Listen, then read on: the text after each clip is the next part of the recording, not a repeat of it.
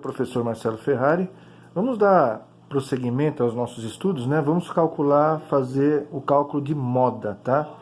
O que seria a moda na realidade? É o dado, entre os dados estatísticos, é o que tem o maior número de frequência, tá?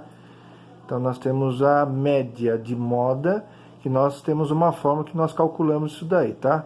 Para se calcular moda, a primeira coisa que vocês precisam observar é o seguinte: eu tenho aqui uma tabela, certo? Então eu tenho para cada classe a quantidade de frequência em que se estabelece um dado, certo? Por exemplo, desses daqui, qual que tem a maior frequência, né? Nós temos aqui que a classe 3, por exemplo, é 18, é o que tem a maior frequência entre todos das outras classes aqui.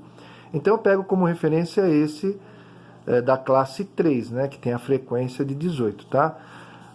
No caso de moda, a gente utiliza a fórmula, né? Deixa eu mostrar aqui para vocês, que é essa daqui, né? Moda é o que é? Moda é igual ao limite da classe, é o limite inferior da classe onde tem o maior número de frequência. Nesse caso aqui, dos dados que nós temos aqui, o que tem a maior frequência é esse daqui, a frequência 18, que é a classe 3, certo?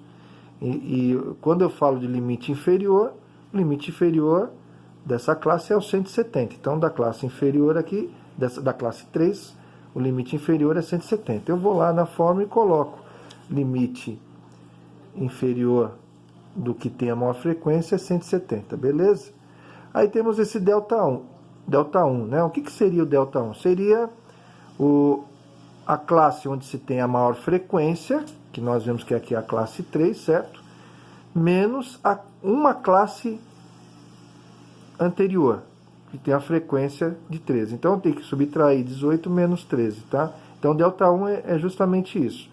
É a classe onde tem a maior frequência menos uma classe anterior, tem a frequência menor. Aqui nesse caso aqui, seria 18 menos 13, o delta 1, né?